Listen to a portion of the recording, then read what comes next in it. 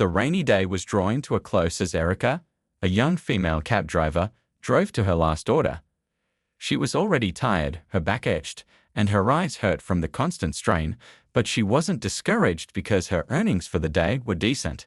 Despite this, she still felt nervous, having dealt with a variety of passengers throughout the day, including 3 late passengers to the train station, drunken men from the bar who sang songs in the cab, mothers with small children, and teenagers in love.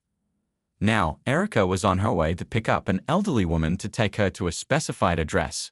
When she arrived at the location, she saw an old, shabby house in front of her. Though it was once a beautiful building, the paint had peeled off, and the shutters on the windows were skewed and rusted. The area around the house was overgrown with weeds and wild grapes, indicating that no one had taken care of it for a long time. As time passed, no one came out of the house. Erica began to worry. No one would pay for a false call, and a lot of gasoline had been spent to get to the outskirts of the city. She honked a couple of times and began to drum nervously on the steering wheel with her fingers. Finally, the door creaked open, and an old woman stepped out onto the threshold. She was gaunt and wrinkled, looking no less than 80 years old. Dressed poorly in an old shabby coat out of season and a thin shawl, the elderly woman dragged behind her a rather bulky suitcase.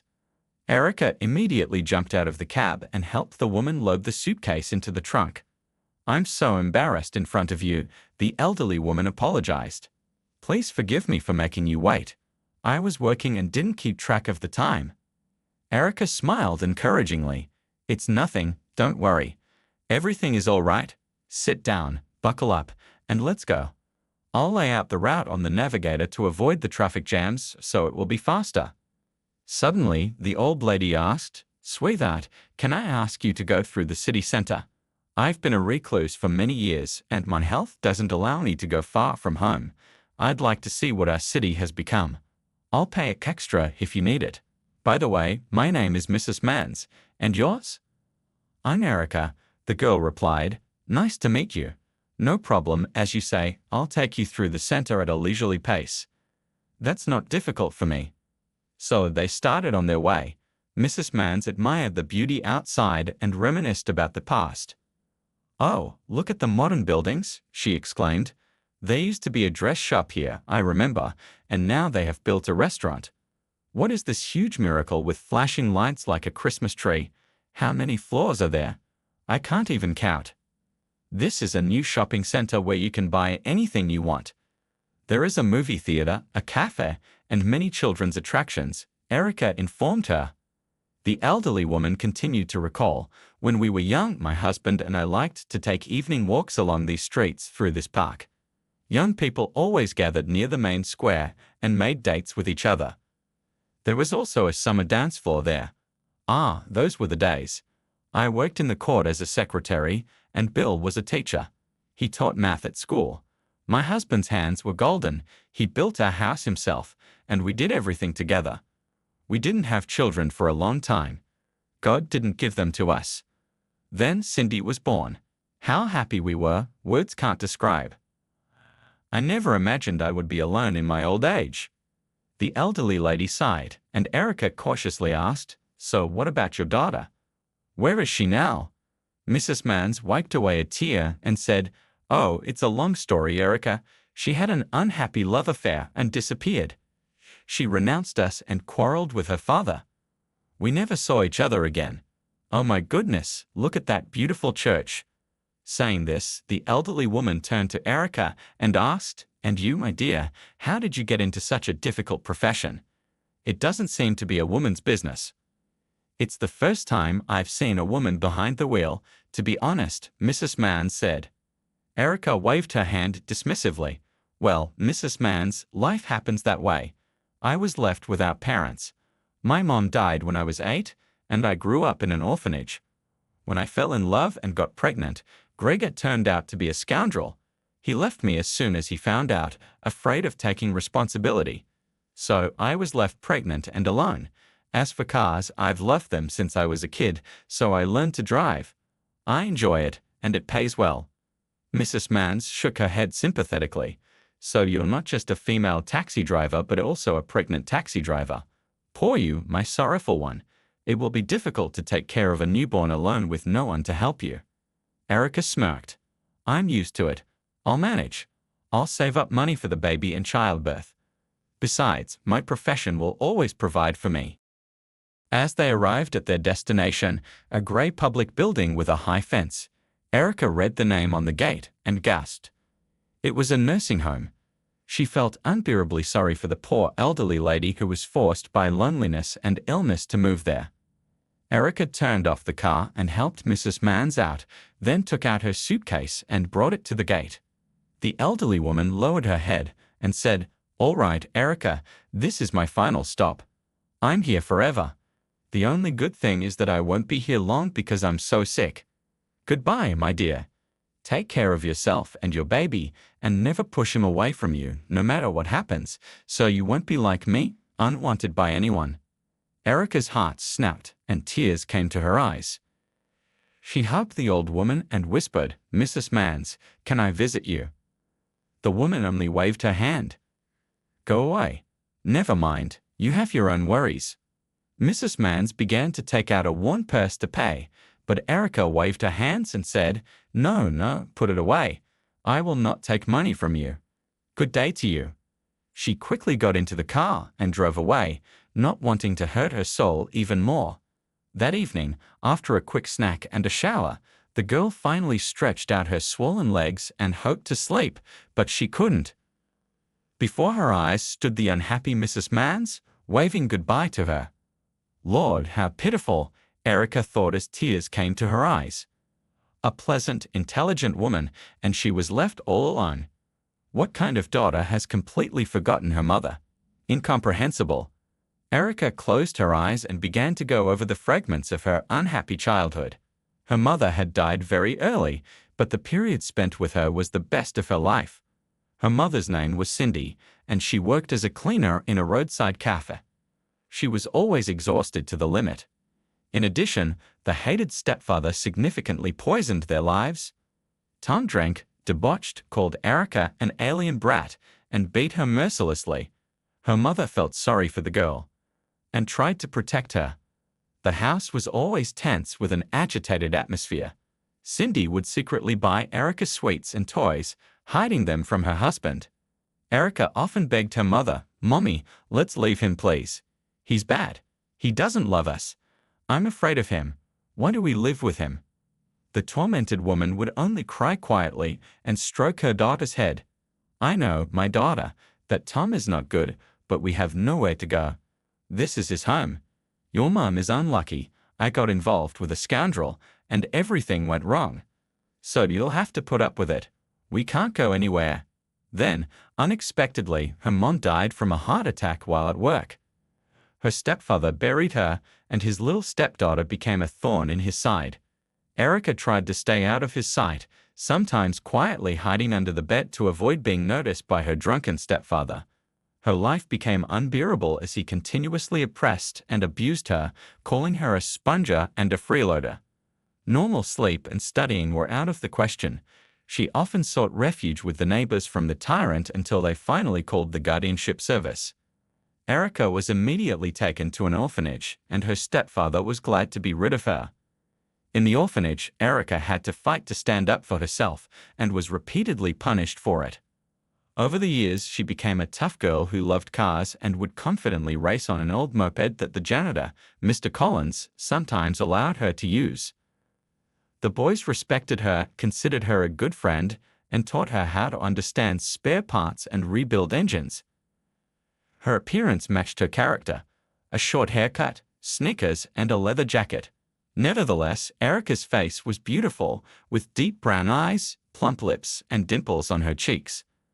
Her smile was charismatic, and many guys admired this brave and courageous girl who could easily change spark plugs and rebuild a carburetor. When the educators informed Erica that her stepfather had died in a drunken rage, she didn't feel a fraction of sympathy for him. She even rejoiced that he was no longer on earth. After all, if not for his terrible attitude towards her mother, perhaps she would still be alive. Her mother had been constantly on edge, and no heart could withstand such stress. After graduating from the orphanage, Erica was assigned a cramped, tiny apartment in an old building. At first, she was very upset by the state of the apartment. The sight was appalling: holes in the walls, hordes of cockroaches, shabby wallpaper, and broken chairs. However, it was not in Erica's character to give up. Instead of sitting idly by, she called on her friends, and they worked together to fix it up. Erica plastered the walls, filled the holes with putty, and pasted fresh wallpaper. Soon, it became bearable to live there. Determined to improve her situation, Erica passed her driver's license exams on the first try. With her new license in hand, she set out to look for a job. It was difficult for her as a girl without driving experience. No one wanted to hire her. Finally, she was lucky enough to get a job as a driver forwarder for a small company. The woman owner cheerfully winked at her and said, "There is no such thing on earth that women can't handle." Erica turned out to be an excellent driver, always keeping the car in good working order. Customers were satisfied, but the salary was not enough. So, Erica decided to try her hand as a cab driver. Among the driving community, there was a rumor that cab drivers earned good money and tips, but it was also hard work that not everyone could handle. At first, Mr. Robbins, the owner of the taxi park, laughed at the short, daring girl with a cropped haircut. He said, "Now, I'll give you a little exam. If you pass, I'll take you on. If not, don't be sorry." He made an improvised obstacle course for her with other cab drivers, laying out old tires on the road in the form of a snake, and opening a narrow garage. The satisfied owner commanded, "3 laps on this route, then turn around and drive backward into the garage. You've got 5 minutes to do it all. Keep in mind, the transmission is manual. Your time starts now." Half of the taxi park gathered around to watch this spectacle. Every second driver thought to himself, "Yes, I would hardly cope. The path is too tricky, and it's difficult to go into the garage without proper skill. There are only a couple of centimeters on the sides." However, Erica surprised them all by passing the exam with flying colors. The cab drivers thought she would be confused and unable to pass the test, but that was not the case. Erica easily jumped into an old Ford, smiled, and completed the task without a single mistake. She impressed all the men. Even Mr. Robbins opened his mouth and scratched the back of his head. "Well done. A deal is a deal. I'll hire you, but beware. There are few new cars. As a trainee, I'll assign you a fairly old one. You can drive it as you wish, but you'll be responsible for any repairs. My drivers get under the hood themselves. There's a car mechanic on duty, but he can't cover all of them. All right, I'll see you at 8 for your shift on Monday, but I don't think you'll last long. We've never had women here before." At first, the men coaxed the dispatcher into giving Erica the most problematic orders, such as transporting drunken people or dealing with nervous, hysterical ladies who were impossible to negotiate with. She could also be sent to the suburbs at night. Everyone was waiting for this stubborn girl to give up, break down, and leave the cab service. But all in vain. Erica did not complain about anything. Moreover, it was obvious that this work brought her pleasure. The old car often failed, but the breakdowns did not stop Erica. She would always roll up her sleeves like a mechanic and dig under the hood, often staying at work much longer than she should. As a result, she gained the respect of her colleagues. They tried to help and support her, and if they made jokes, it was in a kind, friendly manner, without any malicious intent. Erica worked as a cab driver for 3 years without tiring. 6 months ago, her friends decided to make her a special birthday present and invited her to a bikers meeting, knowing she would be delighted. This was better than any other gift for her. She was fascinated by the show. Powerful motorcycles, rugged men with thick beards in leather jackets and black jeans, looking like real Vikings. It was there that she met Gregor, who was also among the invited spectators. The young people quickly found common ground and became friends. Erica immediately liked Gregor, a strong, muscular, confident man who was a volleyball coach with a passion for motorcycles. Gregor was immediately drawn to Erica, especially when she confidently made a couple of laps on a bike. Their friendship quickly blossomed into a passionate romance. Erica wasn't initially bothered that Gregor didn't offer her anything serious. They just loved each other and enjoyed life to the fullest. They would rent a motorcycle and ride around the city all night, feeling the wind in their faces. Erica loved freedom, speed, and extremes. In those moments, adrenaline surged and happiness seemed within reach. They loved each other fiercely, and each time felt like the last. Everything burst like a soap bubble when Erica realized she was pregnant. Gregor didn't swear or shout. He just shamefully disappeared, stopped answering her calls, and pretended not to know her when they met. He quickly found a replacement for Erica, a rich girl. Erica saw with her own eyes how her ex-lover was kissing another woman in front of everyone, and it became clear that everything was over between them. Erica was so bitter, hurt, and scared that she even considered doing something rash. She recalled her joyless childhood and how her mother couldn't manage alone. She realized she had nowhere to turn for help, so why start down this path and condemn the child to a life of agony? Erica even went to the clinic and signed up for a termination, but the day before, an incredible event forced her to change her mind. Erica was giving a ride to a passenger who, judging by her colorful scarf and long dress, appeared to be a gypsy. As the woman was getting out of the car, she touched Erica's palm and looked intently into her eyes. "Everything will be all right, my dear. Don't be sad. A son will be born, and then a daughter. You won't have to wait long. Your happiness is already on your doorstep." The woman left the car, and Erica sat there, frozen, as if she were a statue. It cannot be said that Erica unconditionally believed the gypsy woman. She wasn't that type of person. However, she decided not to go to the clinic and chose to keep the child. She resolved to raise the baby on her own, without any scoundrels like Gregor or, even worse, nasty stepfathers. After making this decision, she felt much better.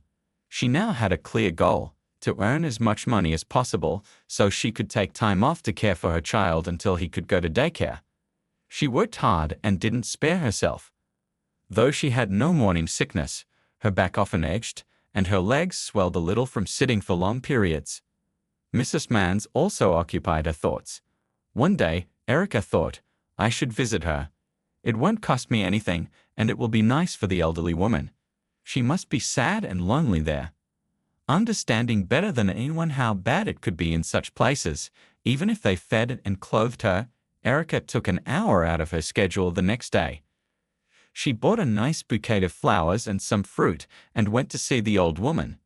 Mrs. Mans was so happy to see her that she burst into tears. She hugged Erica as if she were her own granddaughter and said, "Thank you, Erica. You have a kind heart. You didn't forget the old woman.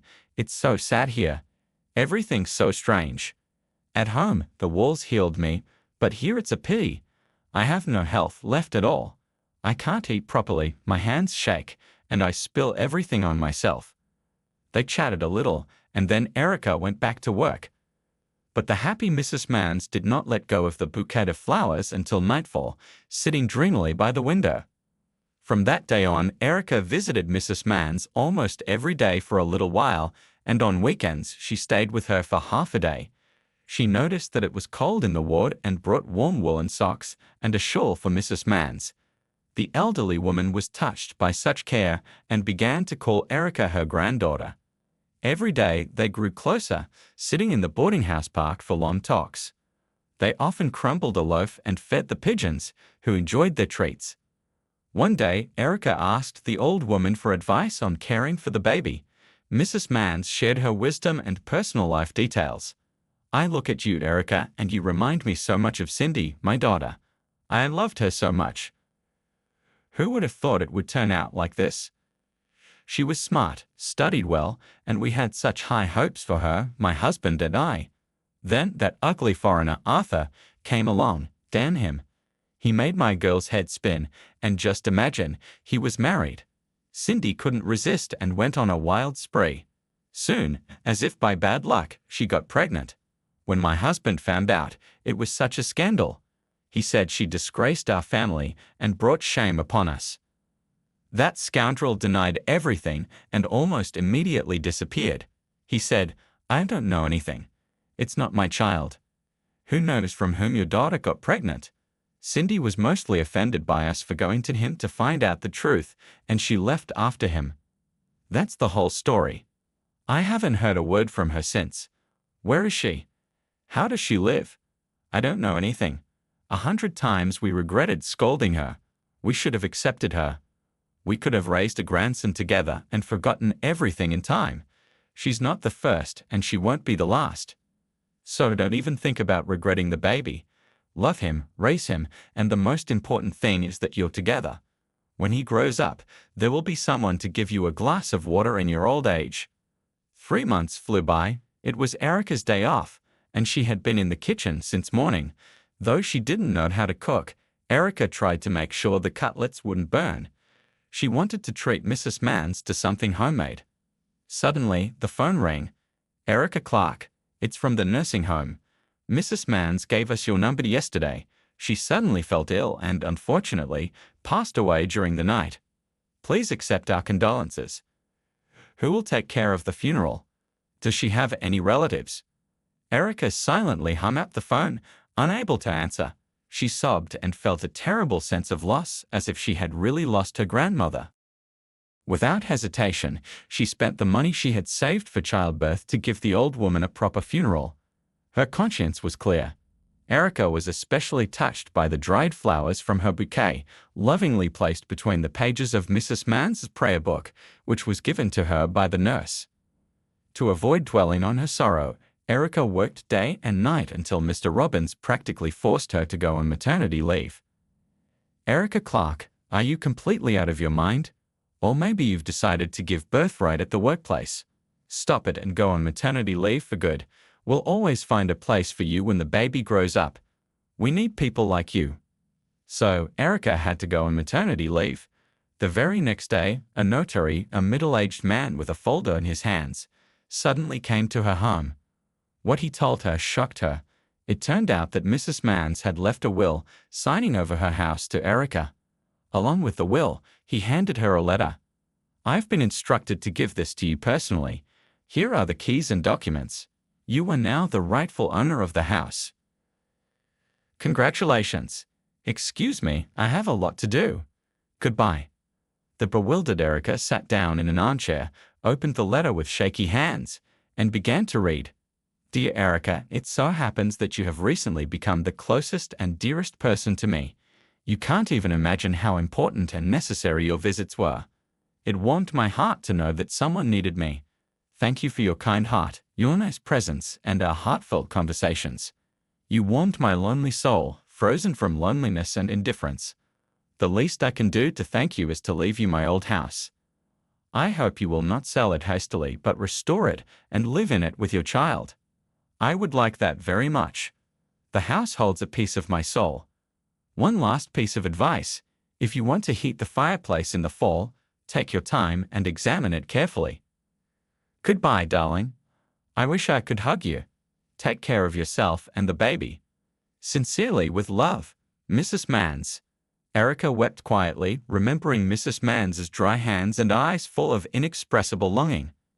Despite her advanced pregnancy, Erica, who was naturally active, decided to move into Mrs. Mans's house and gradually put it in order. She had nothing to do in the four walls of her tiny apartment, and the baby would benefit from having a yard and fresh air. She took a cab and moved all her belongings to her new home. In truth, Erica was terrified about the future. She didn't have much money, and there were so many expenses ahead. How could she manage? But no matter how hard she tried, she couldn't think of a solution. To keep her mind clear of negative thoughts, Erica started a thorough cleaning. She slowly dismantled cabinets and shelves, organizing everything. She found an old gramophone on the mezzanine and a bunch of records, enjoying the works of Bach and Beethoven. It was a new and delightful experience for her. In the old lady's closet, Erica found a gorgeous turquoise lace dress and guessed it had belonged to Mrs. Mans's daughter, who had disappeared. Mrs. Mans must have cherished it all her life as a reminder of her lost child. The house turned out to be quite spacious and filled with an antique charm. It was clear that Mrs. Mans's husband had a talent for design and craftsmanship. Everything was done with quality and care, needing only minor restoration despite the house's age.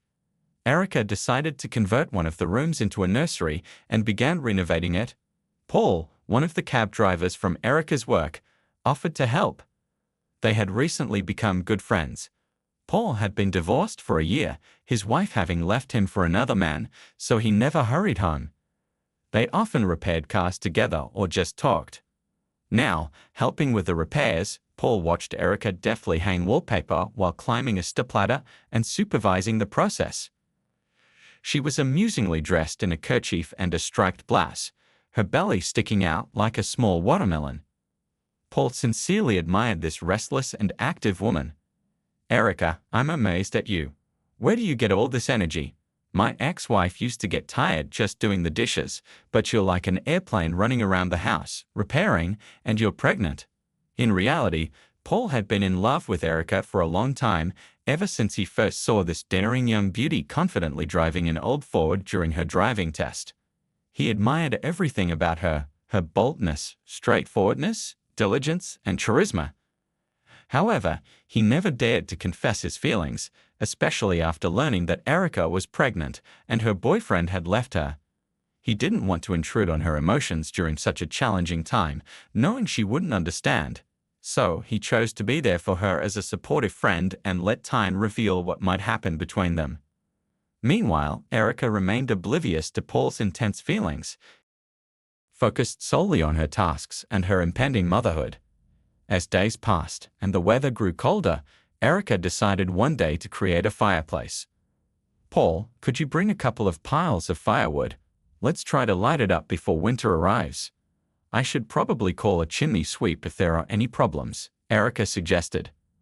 While Paul gathered wood outside, an impatient Erica couldn't sit still. Despite her large belly, she climbed inside the fireplace with a flashlight to inspect it for signs of deterioration. Suddenly, her hands grasped onto something, causing her to tumble backward along with a cloud of dust and soot, prompting a fit of sneezes.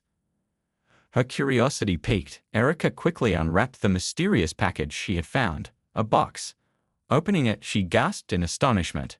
Inside were various pieces of jewelry, gold chains, bracelets, gemstones, and even gold coins. "Oh my goodness, there's a fortune here. This must be a gift from Mrs. Mans. So that's what she meant in her letter about the fireplace," Erica exclaimed, berating herself for almost forgetting about it. At the very bottom of the box, wrapped in cellophane, were old black and white photographs. Erica carefully examined them. There was Mrs. Mans, and beside her, presumably her husband. Another photograph revealed a younger woman, Cindy, labeled as Mrs. Mans's daughter. "But that's my mother. I remember her well. How can this be?" "There's only one explanation. Mrs. Mans is my grandmother, and I'm her granddaughter. My mother, Cindy, whom she spoke of with such warmth." Erica realized in disbelief. Just then, Paul entered the room. Erica sat on the threshold of the house, frozen in disbelief. She was covered in grime, sitting on the cold floor, tears streaming down her face. Clutched tightly in her hands were some old photographs, and beside her lay a jewelry box. Paul rushed over, alarmed and bewildered, shaking her gently, trying to snap her out of it. "Erica, did you fall? Why did you go up there alone? You're restless. I would have helped you. You can't sit in the cold like this. What's wrong? Where did you get all this stuff?" Paul asked urgently, concern etched on his face. But Erica remained oblivious, whispering softly, "Mommy, that's my mommy. Do you understand? Mrs. Mans, who I cared for before she passed, turned out to be my grandmother. I just found out." Paul was taken aback, unsure of what to make of Erica's emotional state. He had never seen her like this before. Wondering if she might be delirious from hitting her head or if it was a symptom of pregnancy, he fetched a glass of water from the kitchen and gently handed it to her. "Here, drink this. Calm down and tell me everything. Are you okay? Otherwise, I'll think you've gone crazy," Paul said, attempting to soothe her. Finally, after a few moments, Erica composed herself enough to recount the entire story to Paul, from beginning to end. Paul listened intently, his surprise growing with each revelation. "What a plot! This could be a TV series," he exclaimed softly. "Wow, Erica, so you're a rich heiress now. Congratulations. What are you going to do with all that money? Will you sell the house? Erica shook her head firmly. No way. This is my family nest now. My roots are here. My grandparents lived here, and my mom grew up here. Besides, my grandfather built this house with his own hands, pouring his heart and soul into it. I want to restore everything and keep it true to its original design. And what about the money? Paul asked, curious. I'll donate some to the nursing home. They really do a good deed there, helping the elderly in their final days. They need more funding, I saw it firsthand, Erica replied thoughtfully. And I dream of buying a new car. Plus, I need to save up for the childbirth. My head is spinning with all of this. I haven't quite processed it all yet. Suddenly, Paul looked at Erica with a serious expression. You know, Erica, marry me. I've loved you for a long time. We'll raise your son together and live like everyone else. Erica looked at Paul, her heart swelling with gratitude and affection. She smiled through her tears, feeling a sense of warmth and security she hadn't known in a long time. Erica found herself alone after her divorce, without family, spending her days either driving or in the solitude of her empty apartment. The weight of her circumstances pressed heavily on her, leaving her restless and isolated. Suddenly, a thought struck her, and she turned to Paul, exclaiming, Paul, this is serious. I'm carrying someone else's child, not yours. Are you sure you can accept and love him as your own?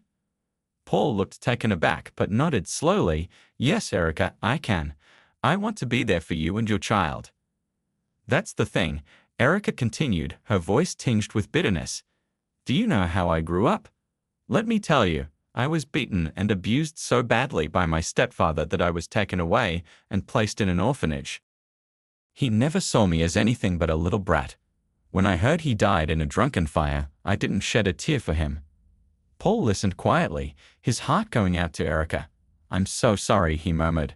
But I won't let my child go through that kind of childhood, Erica declared fiercely. And let me make this clear, I'm not my mom. I'll protect my child from anyone who tries to harm him, no matter what. She paused, her anger palpable. I thought I'd have to live alone for the rest of my life. Let's end this conversation. Or do you want to propose to me out of the blue because of money? I don't understand what your angle is. Paul was deeply hurt by her words, his face paling. Why are you judging everyone by one person's actions? He pleaded. Can't you see how hard I'm trying to show you that I love you? My feelings have nothing to do with your money. Erica stood firm, her resolve unyielding. What are you talking about? She retorted. If you don't like me, just say so. You've turned me into a sadist and a greedy demon. You can leave now. Thank you for your help. Have a good day.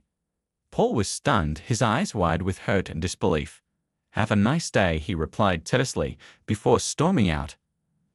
They parted bitterly, shattered by the sudden turn of events. Only an hour ago they had been peacefully working together, gluing wallpaper and sharing dreams. Exhausted, Erica sank onto the sofa, feeling the weight of her decisions. Well, let him go. We'll manage on our own, won't we, Sonny? She murmured to her unborn child. We don't need anyone. These men are nothing but trouble. She gently stroked her stomach, finding solace in the life growing within her. Sorting through the old photographs she'd found in the fireplace, Erica marveled at her mother's youth and happiness in the pictures. Why did you leave such great parents forever, Mommy? She wondered aloud, studying the images. Grandfather looked so stern and serious. It's clear there wasn't much fun with him. Clutching the precious photographs close, Erica felt a sense of connection to her family's past. They were fragments of her history, pieces she cherished deeply. A couple of days later, Erica actively set about fulfilling her dreams, deeply grateful to her grandmother for the generous gift. She transferred a substantial sum to the nursing home's account and purchased a new car.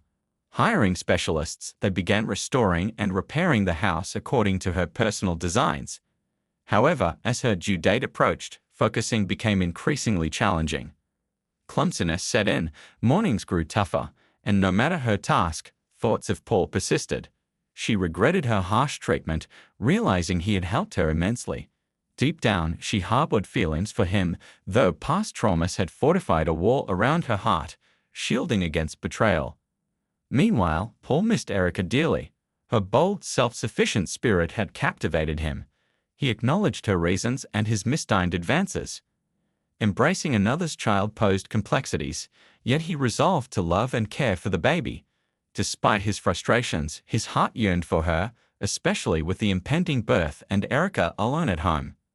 One day, while Paul tinkered with a car in the garage, he overheard fellow drivers chatting nearby. "Hey, did you hear? Erica had her baby yesterday," a boy, one said.